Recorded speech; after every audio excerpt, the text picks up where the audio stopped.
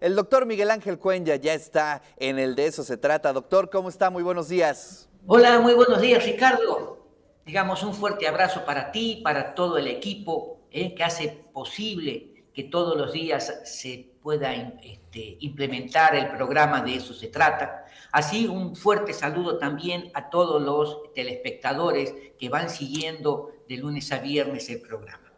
Hoy yo quería reflexionar un poco sobre el recibimiento que la ciudad, digamos, como protagonista, realizaba a el paso de los virreyes cuando llegaban al territorio novohispano.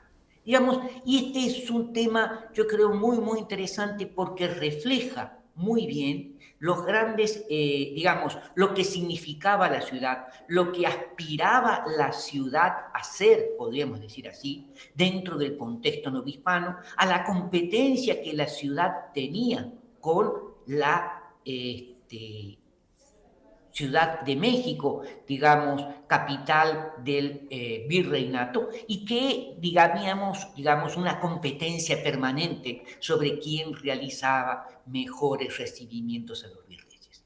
Claro, hay que decir, la ciudad no solamente se engalanaba cuando llegaba un virrey nuevo, sino que también cuando llegaban los obispos, la ciudad cuando asumía un nuevo monarca, también se realizaban festividades, se realizaban una serie de eventos que les llamaban en esa época de regocijos, justamente para mostrar ante las autoridades este carácter de hispana, este carácter monárquico que la ciudad se consideraba.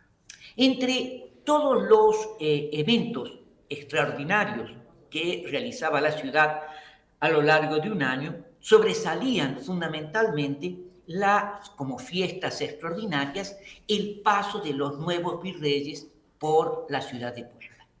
Los virreyes, digamos, la comitiva de los virreyes se trasladaba desde San Lucas de Barrameda hasta La Habana, y desde La Habana se mandaba un bergantín muy rápido, digamos, muy veloz, hasta Veracruz, anunciando la llegada del nuevo monarca, y desde la ciudad de Veracruz se trasladaban correos específicos que comunicaban en Jalapa, comunicaban en Tlaxcala, en Puebla y en la Ciudad de México el arribo del nuevo virrey, representante del monarca. Eso era un poco lo más importante de todo este proceso. Y por lo tanto, cuando ya se tenían noticias de la llegada de uno de estos grandes funcionarios, se comenzaban a realizar los preparativos, especialmente cuando se informaban que la flota había partido desde La Habana trasladando a tan ilustre funcionario. Y esto es importante porque había todo un protocolo que los virreyes seguían. Se quedaba 4 o 5 días en la ciudad de Veracruz, en donde debía visitar algunos conventos donde protegían y, digamos, tenían que dar el visto bueno, y desde aquí partían, digamos, con todo el séquito y con fuerzas armadas que cuidaban hasta la ciudad de Jalapa. Al llegar a la ciudad de Jalapa, ahí había ya funcionarios de la Ciudad de México y funcionarios designados también por el cabildo de la ciudad, por el ayuntamiento, un regidor que había sido designado específicamente para darle la bienvenida, y 2 canónigos también de la Catedral de Puebla y 2 canónigos de la Catedral de México. Digamos, y esto es lo importante. Desde la ciudad de Jalapa, donde se quedaban un par de días, partían lentamente hacia la ciudad de Tlaxcala. En la ciudad de Tlaxcala se quedaba 2 días, y a partir de ahí se trasladaban con la solemnidad que correspondía hacia la ciudad de Puebla, donde la ciudad los recibía con bombos, con platillos, por decirlo de alguna manera. Es decir, para este recibimiento la ciudad se engalanaba, y con el objetivo de preparar todo lo necesario.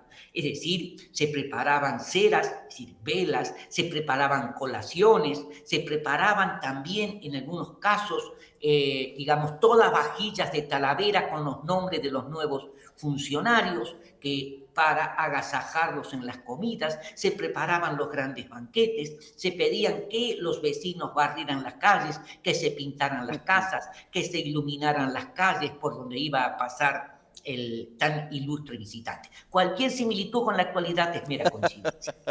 Pero, porque pasado el evento, todo volvía a la normalidad. Pero se transformaba todo en la ciudad y en donde verdaderamente se le tenía que demostrar a la ciudad, perdón, al ilustre visitante lo que esto significaba. En primer lugar, la ciudad recibía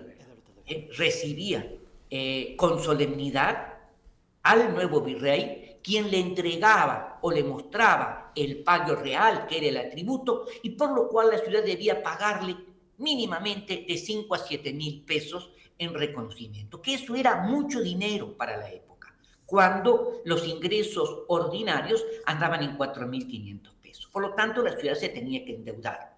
Se preparaban, digamos, los alojamientos para el nuevo virrey, y aparte de eso se prepara el nuevo virrey y su comitiva, y también se preparaban, digamos, los grandes festejos, juegos de caña, juegos de sortijas, digamos, eventos más de carácter medieval, y sobre todo los toros. Es decir, había tanto juegos ecuestres como mascaradas, se alanceaban caballeros que se rompían cañas sobre sus armaduras, pero el más popular de todos estos eventos eran evidentemente los toros. Se armaba el coso, el toreo, se armaba en la Plaza Mayor, a un costado, digamos, sobre Catedral. Ahí se armaba y todo el pueblo participaba. El pueblo no podía entrar, pero de alguna manera participaba. Y se toreaban en 2 o 3 días 100, 120 toros.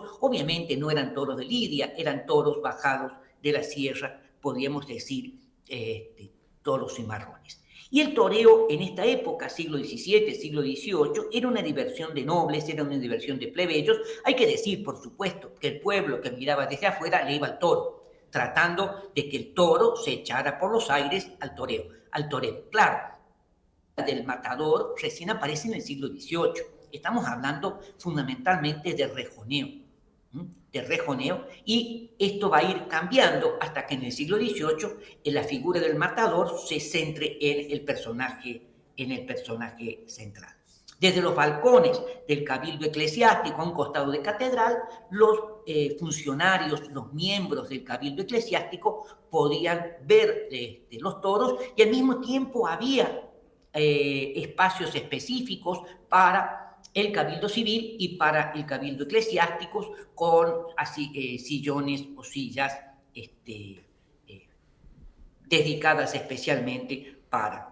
Claro, hay que reconocer también un elemento, que cada uno de estos eventos significaba un gran endeudamiento por parte del ayuntamiento. Y sobre todo cuando, por los azares del destino, la presencia de un nuevo virrey demoraba mucho más tiempo. Mire, se los voy a plantear de esta manera. Supongamos el siglo XVII. El siglo XVII, que fue la época de oro de nuestra ciudad en el periodo colonial, entre 1625 y 1675, fue un periodo en el cual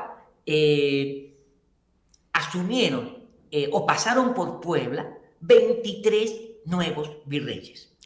Y hubo algunas épocas, por ejemplo, que en el mismo año se repitieron 2 virreyes. Por ejemplo, porque había fallecido uno, entonces llegaba otro y así sucesivamente. Y cada uno de estos implicaba gastos y la ciudad pasaba años para poder pagar la deuda. Normalmente cada 4 o 5 años llegaba un nuevo virrey, para que tengamos una idea. A lo largo del siglo XVII llegaron 23 virreyes, como señalé yo recién. Y el último de ellos, en 1696, don José Sarmiento de Valladares, conde duque de Moctezuma, que llegó con una comitiva de más de 40 personas, de las cuales su mujer, la duquesa de Gerard, aparte de eso, llegaba el médico con toda su familia, traían cocineros, traían lacayos, traían pajes de pajes, traían litereros, es decir, 40 personas a las cuales la ciudad tenía que mantener durante su estancia. Pero se enfermó la duquesa y el virrey y toda su comitiva se quedaron 40 días en la ciudad. Todavía en 1800, en 1730, estamos hablando casi 40 años después, la ciudad seguía pagando los débitos y amortizando la deuda que había significado. Si normalmente una visita de un virrey significaban 4 o 5 mil pesos, durante esos 40 días se gastaron 18.000 pesos.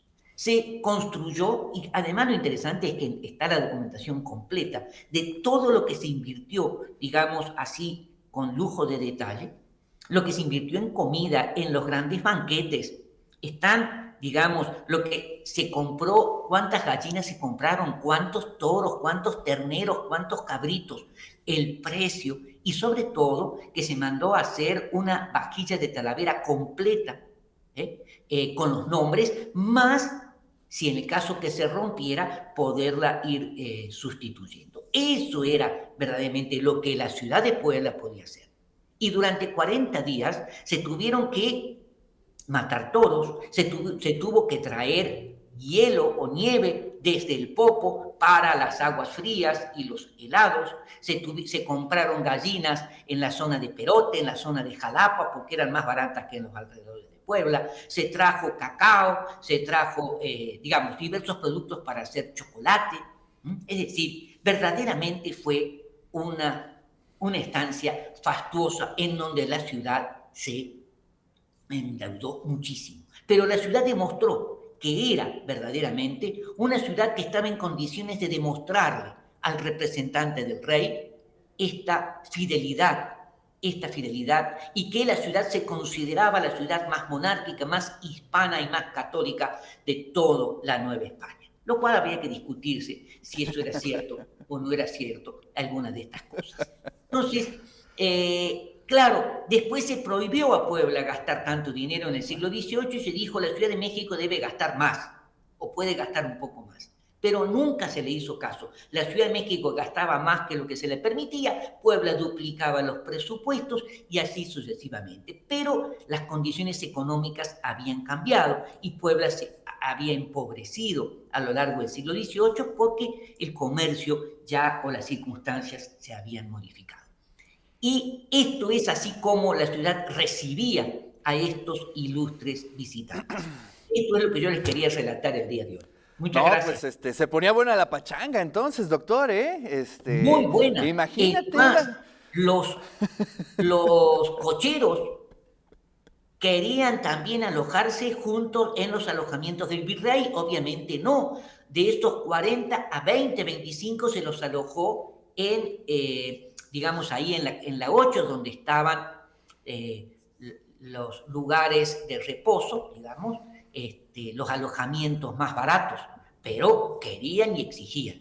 ¿Por qué? Porque estamos hablando de personajes de la gran nobleza. Si uno ve la lista de los virreyes, ninguno, digamos, o son condes, o son duques, o son marqueses. Es decir, son miembros de la alta nobleza y por lo tanto requerían viajar con todo el séquito. Es como si no hubiera habido médicos acá en la Nueva España. Obviamente que los había y muy buenos. Claro. No, pues qué interesante y qué increíble crónica. Me puedo imaginar la ciudad en el momento en que iban llegando los virreyes. Pues era todo un festival, un carnaval, claro, un pachangón de aquellos, ¿no? Claro. Y la ciudad participaba, hacían toros y la gente desde afuera miraba el toreo y le iba al toro. Por supuesto, porque era una manera de reaccionar frente a estas circunstancias. Y también me puedo imaginar la cara de las autoridades de la época que tenían un presupuesto para 8 días, 10 días, y de pronto va el día 20, el 21, el 30, el 40, dijimos, no, pues ya, rompimos récord de Ese deuda. acabóse, porque no estaba planeado, no estaba planificado. Entonces, digamos, se echó mano al virrey en turno para decir, bueno, del dinero correspondiente del impuesto a la introducción de bebidas alcohólicas, por favor que nos quede para... Entonces decía que sí, pero no alcanzaba. Entonces la iglesia también prestaba, algunos comerciantes prestaban, pero este dinero había que devolverlo con intereses. Esa es la pregunta que tengo. ¿Quién prestaba ese dinero? Lo prestaba la iglesia, que Bueno. era la institución que fungía casi como banco en la época. Es decir, los conventos femeninos eran los propietarios de por lo menos 30% de las grandes propiedades de la ciudad. ¿Por qué? Porque cuando entraban las monjas, como parte de la dote, se hipotecaba una casa de la familia que posteriormente pasaba al convento. Y estas casas se rentaban. Por lo tanto, el convento tenía dinero, se manejaba el dinero a interés y ese dinero era el que se prestaba a las autoridades que anualmente se tenían que pagar los intereses correspondientes. Wow. No, pues tremendo, ¿eh? Buenísimo, doctor. Le agradecemos mucho. Te mandamos un fuerte abrazo hasta la UPA y saludos a todos gracias. por allá. Nos vemos. Hasta luego. Gracias. Pues ahí está, siempre interesante la voz del doctor Miguel Ángel Cuenya.